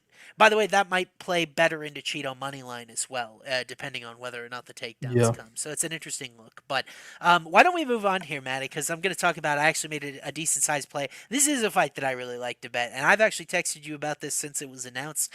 I don't feel like you're with me here, which is interesting. Like, we've been generally a pro Michal Oleksiejczuk podcast in general. Like, we've taken him Mhm. a couple of times, especially against Michel Pereira, that we shouldn't have. I want to clear the air because I think there's a misconception that he broke his arm. It was a dislocated elbow for Oleksiejczuk in that Holland fight, so didn't break his arm. He's okay, even though we saw him just a couple of months ago to fight here. He's taking on a guy with one eye here, Shara Magomedov, kind of become a UFC star because of all his kicks and his fun style. This should be a pretty darn fun fight. I think there's a reason it's a co-main event. It's also because Shara's kind of become a little bit of a cult Yeah. hero here, but he's minus 260, Maddie. So are you interested in plunging onto his side as a heavy favorite, or Michal interests you as a dog here? I'm a big Michal guy, but I can't help to feel like this is a setup fight. Yeah, Shara Magomedov in Abu Dhabi against a non-wrestler that's going to come forward recklessly and probably get counters. Oh, I feel like it's a setup for. I feel like it's a setup for a highlight KO sure. for Magomedov at home here. Big counter shot. I just feel like it's a setup, but I mean, if Michal can come out early and like close the distance, then maybe. But I think his confidence is at an all-time low. Mm. He's not going to wrestle here. He has that Polish power, but he really is just not a good matchup. I don't think. I think he gets starched. Why do you think Michal's not going to wrestle? I don't think he wants to. So let me do some quick maths here on the attempts stat. So he is at. It's more than you think. What is it? Oh, 0.73. So he's at 1.66 takedown attempts per 15 minutes. So he's Wow. mixed it in occasionally. If you're ever going to show it, it's got to be here, right? Like, you obviously want to take Shara down and not have to deal with his kicks at distance, right? I think that Yeah, would be you an would think. obvious play. But like, I think between that and between the fact that Michal is a pressure boxer that uses his hands, doesn't give his opponents a lot of space, I love Michal here. I prefer the money line because I don't ever like fading his KO outcome or a decision outcome. The KO for him, he's got a huge knockdown rate, 1.96%, right? I feel like that I don't want to fade that power, even though Magomedov has shown to be pretty durable to this point. But let's look at his first two fights. I mean, Bruno Silva was able to take him down 5 times. Very concerning about the takedown defense there. And then he takes on Antonio Tricoli. Tricoli got on a plane. He got there like 3 days before the fight. And then it goes into the third round. And I was watching that, waiting to be impressed by Shara. I really wasn't until the very end of the fight. Like, I think he was willing to take the back foot. And if you do that against Michal, he can find your chin, bro. He found Kevin Holland's chin. And Holland is a long, talented guy at welterweight as well. I feel like this is a terrible matchup for Shara, but I think the UFC maybe a little simplistic with the matchmaking, dude, where they're like, he's lost 3 or 4, let's feed him to Shara. I think Michal's better than that. I really do. At the end of the day, Yeah. and the size difference. Michal used to fight at light heavyweight. I haven't loved him at middleweight. Honestly, I feel like he's a little skinny now that he's kind of trimmed out. Like, he doesn't look like he's got quite as much weight, dude. But I have to go with Oleksiejczuk with his. I couldn't model this because Magomedov doesn't meet the octagon time requirement I have, but Oleksiejczuk, I just really think that he's in a good position where he can pressure. He might be able to mix in his wrestling. I think his money line is good value here. Wouldn't you think this would be bigger if Shara was a budding star in UFC, bro? Is kind of my thinking. Yeah. I don't know. I mean, Michal has some impressive finishes. Right. He finished Chitty and Jaquani. Cody Brunnin's round one's not really that impressive, but he made it look easy. He made it look easy against Sam Alvey. I just think that this dude striking and his counter striking, I just feel like Mihal's gonna walk into something, whether it's like a knee or a head kick or Yeah. something. I But just think I'm ultimately concerned that Shara is he's not able to get sanctioned to fight in the United States because he's got just one eye. They let him yeah, fight in Saudi Arabia. They let him fight in Abu Dhabi, but he's got a 35% striking defense. And against what kind of dangerous dude does it end up biting him? If it's not Oleksiejczuk, who's the next guy in line here at middleweight that could be a problem for that? And I haven't even yeah, gotten to the wrestling at this point. Like I've got too many concerns to even consider his money line here. Truthfully. I get it. What so Shar in his first two UFC fights, both of them have gone over 12 and a half minutes. Yeah. Right? His last fight was a round 3 finish. The Bruno Silva fight was a decision, unanimous decision. Is this one you like early or late though? Like regardless who you like here, is this a fight you have going getting finished early or going long? Gosh, at this point, Magomedov hasn't shown really a lot of durability issues. I kind of lean later. I really do, especially the way he played around with Tricoli. Now, let's take a look at the round prop here. Oh, totals locked on FanDuel. That's incredibly helpful. I saw that, yeah. Um, So Magomedov round 2 KO is plus 270. I'm sorry, okay, round 1 KO is plus 270, round 2 is plus 550, yeah, round 3 is plus 1,000. I just think Mikhal's style doesn't allow you to for this to be a long fight. Like, yeah, even if you're right and he does get takedowns, he's not trying to control you. He's trying to lay some vicious ground and pound, like the Cody Brundage fight. I yeah. just have the worst feeling he walks into a big shot in the first round. Comes forward way Some, too aggressive. I yeah, don't like how he went down so easy on that Pereira body shot, the Michelle Pereira yes, good body point. shot. Good. I was And about to I make just that same think point. Shar is a sniper. Yeah. Yeah, so I totally agree with you, man. Like I think it's a double edged sword. I would put Oleksiejczuk. What do you think? I'd put him like plus 130 in this fight. I just think it should be a closer line than it Yeah. currently sits. But like I understand making him an underdog. I'll But probably have Magomedov in my KO parlay, if I'm being yeah, honest. here can I But give I you don't some love the money total? line. Can I give you some total context? Fight to start Yeah. round 3. No is minus 138. So odds makers really Wow. leaning early finish here. I think it Yeah. either finishes in round 1 though, or it's probably going much longer, like towards the distance. Yeah. No, that makes sense. Yeah, so which is tough to play. It's tough to play a total with that the case. But Yeah. let's move on here because All we right. want to Give give them the people. breakdown. I need 30 seconds, bro. Give them the Alrighty. breakdown. I'll be right back. All right, we're gonna give Maddie 30 seconds, and I can certainly ramble for 30 seconds. I did it all the time on my podcast.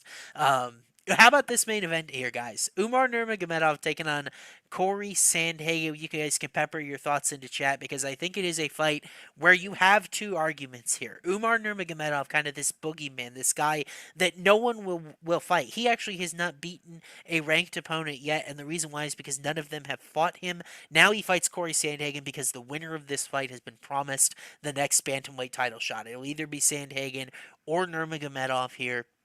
I think it's an interesting fight from a betting perspective when you take in a lot of context. Umar's toughest opponent. Cory Sandhagen has shown all of these wrestling developments recently. He's not nearly the sitting duck that maybe we perceived him at when he was submitted by Aljamain Sterling all those years ago. But then he really hasn't faced a grappling threat like a guy like Umar Nurmagomedov. So I think it's just an interesting fight. I can't wait to hear Maddie's take on it because I have been totally back and forth on it. I just quickly, Maddie, before I toss it to you, I'm just going to give out my model results here because I don't know how I feel about them. I think it's really struggling with Umar's level of competition. I've got Umar a minus 150 favorite here. I've got this fight 61.1% likely to go the distance. I favor Umar. I get the Umar love, but there's something that's holding me back from wanting to go all in and play maybe his inside the distance or something like that. Maybe some of that's just how good Cory Sandhagen is. I have been waiting all day to ask you about this fight because really, man, I think this is the toughest main event of the year for me to bet. So I'm curious if you have a lean either. Everything in my gut is telling me Umar by submission. Yeah. But I think Cory arguably is the better, more versatile striker Hmm. on the feet here, especially boxing. And I understand why anybody would take a dog shot here because he's so good, man. Cory Sandhagen is so good. But, man, I just feel like Umar's going to wrestle the shit out of him. I just feel like the sub is live, the decision's live. It's a really weird fight to bet on, though, honestly. I just feel like it's going to be Sean O'Malley versus Umar, bro. That's destiny. I would not dispute that in any way. I think that the problem for me in this fight, bro, is like I start to close my eyes and I think about how Cory could win. At the same time, his takedown defense 64%, it's closer to average. I've got Umar projected for 6.6 takedown attempts per 15 minutes. I could do some math, but that's basically close to like 8 or 9 takedowns in this fight. Sounds about right to me if we ended up getting 25 minutes, bro. Cory, I know Cory hasn't been taken down quite a bit recently, but Piotr Jansch, early in that Frankie Edgar fight, didn't really get to see it play out. Rob Font, Song Yadong, Cheeto's not going to wrestle. Like, it's been a while since he's had this type of particular matchup, and it's like, I think Cory's good value. I do think he can win. So, like, plus 230 is difficult. But then if I've got Umar projected for all these takedowns, how many minutes is he honestly winning? Like, if anything here, I've got this fight minus 165 to start round 4. It's minus 210 on FanDuel. So I'm actually leaning violence when you extrapolate that out. Not sure how I feel about that Umar either. did get dropped in his last fight, bro. Yeah, like I'm not sure how I feel about that either. But how do you feel about Cory's power on the feet, just in general? I think it might be a little bit overvalued just because of the Edgar knockout. Like, we saw him. Now, he's also fought some guys that just don't get dropped. He didn't really stand at distance with Rob Font. He took him down a bunch. Cheeto doesn't get dropped. Song Yadong is very durable. Piotr Jan, TJ Dillashaw. Like, these guys all have good chins, man. So, like, Yeah. I guess my answer is how do I know his knockdown rate, 0.43%, is not good. But at the same time, he's been fighting elite competition for a ton of this sample. Right. I'm looking at Umar's 17-0 record right now. I'm just like Nate Maness, Brian Kelleher, Sergey Moore. The level of competition is awful. Yeah. But so let me do the last name is just there. You know, someone on Instagram DM me an OV parlay today. It was all the Magomedov's parlay, and it paid pretty good. What was Gaziv in it though? Like, what was the criteria? Was it just? I can't remember now. I think it was like three people. Mirzakhanov. The offs. There's some sort of like weird hit rate. By the way, when I grade through here, Cory Sandhagen, I've got his competition level at bantamweight 88th percentile.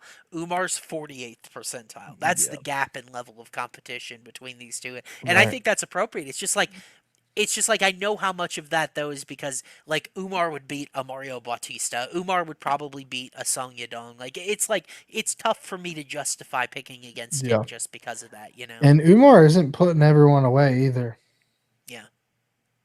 You know, decision back in 2019, 2 decisions in 2019. Yeah. Then he had the Nate Maness decision in 2022. Yeah.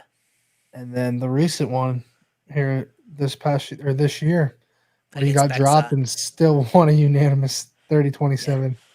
Bexot's really good though. I was impressed with him when I'm taping him for the Nurmagomedov fight in March.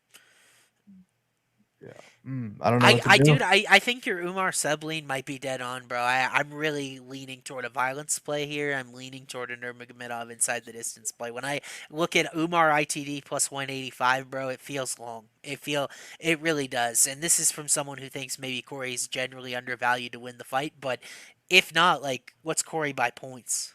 Cory is plus 650 by points. Just play that instead. Because, like, do you think he's really going to finish? Like, you really think he's going to knock out Umar, bro? When have these Dagestani guys ever gotten chinned out of there entirely? They have, like, this unconscious avatar state to wrestle when they're hurt. Yeah. I mean, Umar by sub at plus 300 just really sticks out to me. Yeah. You know, we saw the Aljamain sub on Cory. I know he's improved since then, but then again, Umar just has a lot of decisions in some weird fights that you're just like, he's not putting away Nate Maness in 15 minutes. Yeah. Is he putting Cory Sandhagen away in 25, you know? Yeah. It's a weird fight to bet on. It is a weird fight to bet on. I don't think I have anything I love here. I haven't bet anything here. I might have an angle. Like I'm kind of leaning violence right now, but who knows when I end up releasing my full card tomorrow. Yeah. So, Yeah, I mean, Umar's 8 wins by decision, 7 by sub, 2 by knockout. Only 2 by knockout's pretty crazy. yeah. Part of it is Yeah. I think I'd like Cory Sandhagen to win, which is also a part of my bias that I'm trying to get. Like I eventually would like to see Dagestan toppled in some way just for the sake of parity, but like, is Sandhagen the right guy to do it? When I'm projecting Umar to have 8-9 takedowns, You- probably yeah. not. You almost have to wonder if Umar just makes it look easy, Yeah. and then the whole division's like, holy shit. Like O'Malley and Marab's like, Yeah. they're like, I have to beat that guy after I win this fight. Yeah. Like I can see think that. Umar's hands might be a little slept on, just because he got dropped early in that last fight. Like I think it definitely caught him by surprise. But if you ran that back at distance, Umar's probably going to be just fine. Like in general, it's an interesting proposition. It's an interesting proposition, man. So Yeah. why don't we move on? Why don't we move on to something that we like? Maybe build the folks some parlays here. Now, we opened up our comments saying that Gregory Robocop Rodriguez should lose his black belt because he never even tried a sub for us in the perfect fight environment that we thought with our submission parlay here. Maddie, last week we got a little creative. Instead of doing like quote unquote safe and a fun, we had some themes to it. We had a decision parlay. So maybe we just build what feels natural this week as far as some of these like long shot parlays, right? It's going to be hard because we're on a lot of opposites. I think there's definitely some earlier like prelim fights that we might be able to draw out from. I probably not going to end up playing anything Chiesa Ferguson, but other than that, like we both let's try to build a safe parlay first, and I'm going to nominate a leg for you. Okay. Good. Would you want to tie more to Bedoya money line, or would you be more interested in Godinez, or both? Bedoya. Okay. I definitely think Loopy is a grimy decision potentially. So like, it's like, do we really want to get judged there in our parlay? Yeah, I'd rather keep her out of the parlay just because of the fight IQ. Yeah. Bedoya, I think we can trust his chin. Yep. We know he's going to be an absolute dog. He's going to come forward, put out volume. Maybe he loses on the scorecards, but I like our chances there with that dog. Yep. Perfect. So now as I look down the rest of this, what about we both kind of lean a longer fight, Alvarez Brenner. I'm looking at, how about that fight to start round 2 minus 290? Cheeky. If you want. I don't think either one of those dudes is finishing each other quick. I like that a lot. I'm surprised it's so short, dude. Who would even throw it in finish there. who? Okay, let's do it. So minus I mean, if 290 it's fight to round start one, I round think two. it would be Alvarez. But no, I agree with Maybe you. by sub. Maybe by sub. Now as I look at the landscape here, let's see what else I stands want out. to play Cheeto by knockout somewhere, bro. Okay. We'll get to the. What about wait, this is the perfect type of thing. I may or may not play this straight. What about Dudakova points plus 110? Yeah, let's do it. Alrighty. We both like that one as well. So that's plus 521. I think that's a pretty good safe parlay. We got Bedoya money line, Alvarez Brenner starts round 2, and then Dudakova decision. I don't think she's finishing Sam Page, so I like that one a lot. I'll put it in chat for everybody so that we get safe in quotation marks, of course, when it's 521. Yeah. But it's kind of our running joke. We got Dudakova decision, and then we've got Alvarez Brenner to start round 2. There's the three things. Oh, I didn't even get the number in there. One moment before we flash that up on the screen. There we go. There's our safe parlay. So we can put that up for everybody. So Bedoya money line, Dudakova decision, Alvarez Brenner round 2 starts round 2. I'm sorry, starts round 2. Like, I'm a mess tonight, dude. Between the microphone issues and trying to type this stuff in. Starts round 2. There, Brad. That's a more clear explanation. I'm butchering it. All right, Maddie. Let's do some fun ones here. Do you want to do a How about KO this? lay? How about I give out a long shot parlay and you give out a long shot parlay? Okay, okay, You know because what I we've mean? Just got because we're a different lot, side. we're Yeah, torn a lot. So I think yeah. that'll be better. Okay. All right, here I it let is. let's hear yours. Leg one, I'm going my boy Marlon Cheeto Vera by knockout at plus 420. Okay. Leg two, I'm going Shara Magomedov by knockout at even money. Okay. And for leg three, do I dare put Loopy by K? No, I'm not doing Maximum bet $5 if we did. it. Honestly, I'm going conservative here. I'm going Azamat by KO. I'm doing a 3-leg I like KO that, dude. parlay here. That shit's hitting what I just said. Yep. Okay, so I'm gonna put it. That's 24-1 nearly. So Magomedov, right? Vera and Murzakanov. I got that right. That's a dinner at 24-1. Okay, so How does that lose? so this is How does Maddie's that long lose? shot KO parlay. And you've got Murzakanov KO, you've got Magomedov KO, and you've got who was the other one? Vera KO. Cheeto. And it pays plus something stupid plus 23.96. All right, how about this? I realize I'm leaning more decisions in this fight, so I will build a decision lay, and maybe I Yes. can even get you to tail it if you like the right ones.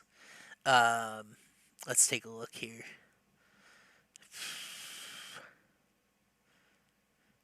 I don't Let's want to get the tie KO Dudikoff. parlay on the screen, Brad. Yeah, There we go. there's a long shot KO parlay. Okay, Beautiful.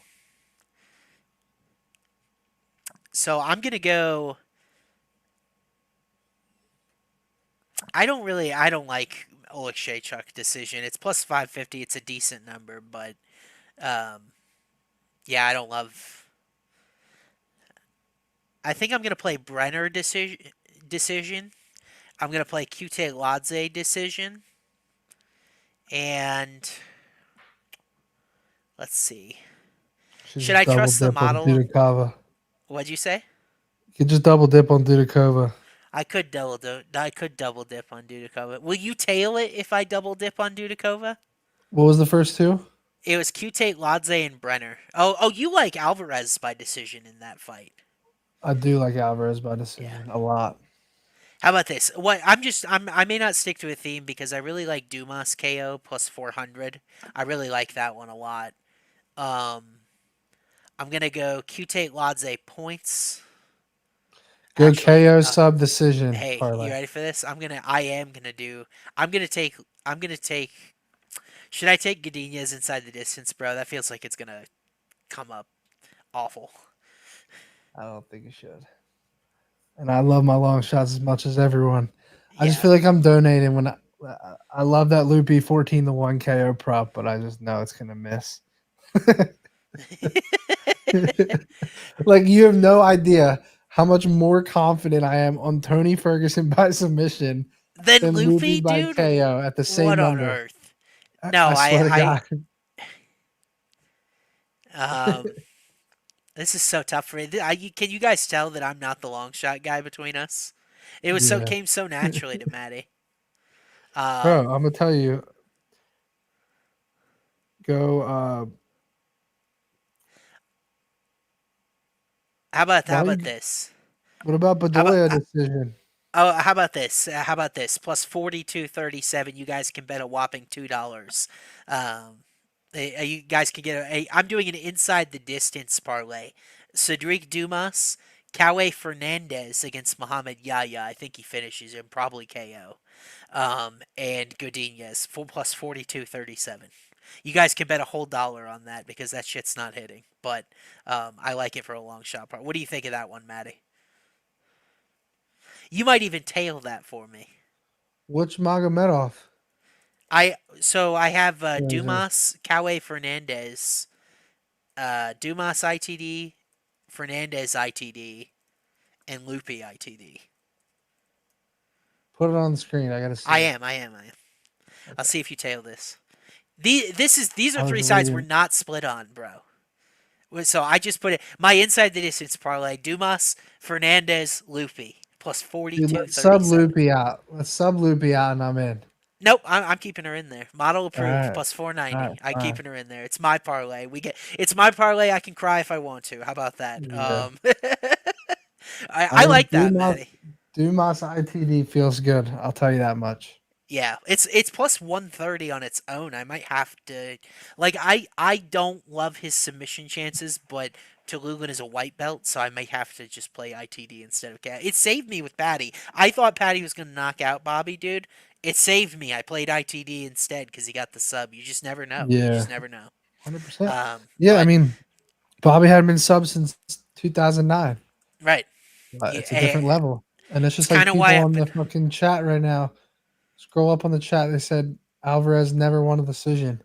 Yeah, no one's ever won a decision until they do. Yep.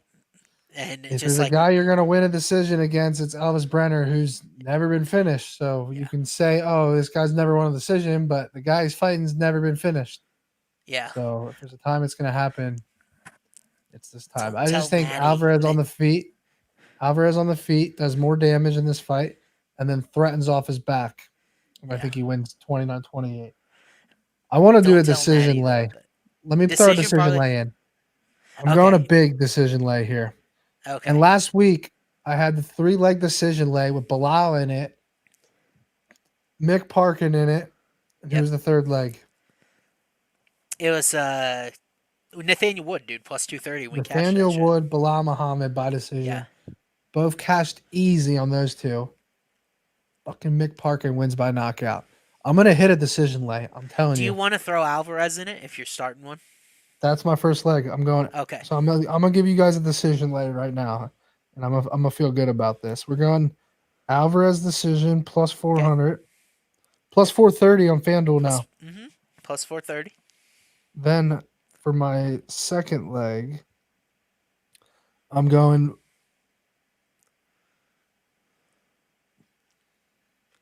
Dudakova decision plus 110. Yep. And for my third and final leg, I like going, both Guram and Bedoya if you're looking for one. I'm going Bedoya plus 320. What's He's that pay, plus Austin? 320 to win by points. What's that It pay, pays bro? plus 45.74, 45 to 1. Almost Sign me 46. up. You You know want me what's to put gonna that be in chat sick for you? though? Is I'm gonna be sweating the third leg in a fucking war. Yeah. in Alvarez versus Brenner. I'm Yeah. gonna be sweating a decision to win 45-1. It's Dudakova gonna be electric. decision and Bedoya decision. Put that one Plus on the screen 40. for me if you can. I am. Plus 45 is some crazy number. Plus 45.74. See, you guys get to join the chat. You get some of Matty's long shots that he just cooks up off the top of his dome before everybody else does in the Discord and on social media. So that's the exclusive difference of we don't play round robins around here. We don't play. It probably would be a lot smarter. Dude, that to do so. decision feels good. Yeah, Matty's decision. I love it, dude, if I could just sub Brenner in for Alvarez, but like you and I are split. I like the over there. I think Brenner wins. What's the points. fight to go the distance? It was plus money. Because I said I was gonna play it. I have It's that just written gonna make down. a huge difference on the payout, but Yes. So fight plus is 158. Yep. You want me That's to probably sub it gonna in? drop the parlay to what, like 20-1? Yeah. I gotta click on it here. Plus 158. 21.75 plus 21, so almost Wow. 22 to 1. Pretty good It's not math bad. for me. Yeah, it is Yeah. good math for me. Look, Matty, it's almost like you know what you're talking about. You've been betting parlays for a long time. Alrighty, we've given you guys enough parlays, enough fun stuff. I hope you guys enjoyed breaking down UFC Abu Dhabi with us. 13 fights, weigh-ins could be critical there, so we'll keep an eye on those too. After that, of course, tomorrow my betting guide will be on FanDuel Research, FanDuel.com/research/UFC. I post my entire card, including props, in the Home of Fight Discord. I do that for my buddy Matty so that we can get you in there, get your grubby little paws in the Discord so you can give us some good thoughts throughout the week as well. Always have a link in the episode description, or just hit me up on Twitter if you want one as well. Matty, your card coming out Friday night and then Saturday on the long shots, correct? You'll have a few more of these fun ones. I'm gonna be betting some PFL tomorrow too. Yep. I'm gonna drop that on Instagram or Twitter. Let's By the go. way, and Brad, if you can put the KO parlay on the screen again, I want to see that one last time. But to the 775 people watching right now, go to my kick.com/Mattybetts. I'm giving away 1,000 a week on Kick right now. Really? All you have to do is spend 30 seconds, make a Kick account, and just hit the follow button. We're doing live blackjack streams now 3 days a week, and we're doing a UFC watch party every Saturday. So tomorrow for the Abu Dhabi card, me, Hayden, a bunch of people, we're going to sweat the whole Abu Dhabi card. Join, watch us on kick.com/Mattybetts. If I hit a long shot tomorrow, I'm going to give away 1,000 just tomorrow to Kick followers. It's free. It costs $0. We'll put it in the description on YouTube. Go follow kick.com/Mattybetts. I'll see you guys tomorrow for the stream. I might have to do that because I just furnished an entire apartment here, and that shit was damn expensive. So I could use $1,000 just for following you on Kick. Send it my way. You're actually going Brad, to if you cash can out my put the Kick Chiesa. link in the chat or in the Yeah. description or somewhere for me. Yeah, there it is. There it is. Kick.com/Mattybetts if you want to join him there. Maddie's actually just going to pay for my Chiesa lay so that I put down Tony Ferguson by sub and root for it. Text me. But I have no doubt. Here's the thing about the guy Matty is he'd absolutely do that for me if I asked him to. I just think want you I'm to root gonna for Tony. By the way, Yeah. I have an Amazon package coming in tomorrow to my studio with a significant amount of Tony Ferguson gear. So be ready for it. All right. I'll be rocking it on Saturday, bro. Wait till you see the perfect. shit I got coming in. Dude, I'm so excited. I can't wait for. Are you doing a live stream again with Hayden this Saturday for Saturday, yep. Saturday afternoon. There we Hard go. It was at fun. 12 p.m. Eastern. 12 p.m. Eastern. Oh, that's right, because the fights are early this weekend. So great call, Maddie. On that, tune in. I tuned in for a little. I had a good time watching you and Hey Jive as well. So tune in there. We appreciate you guys for listening. I was just double checking and then got sidetracked. We do have.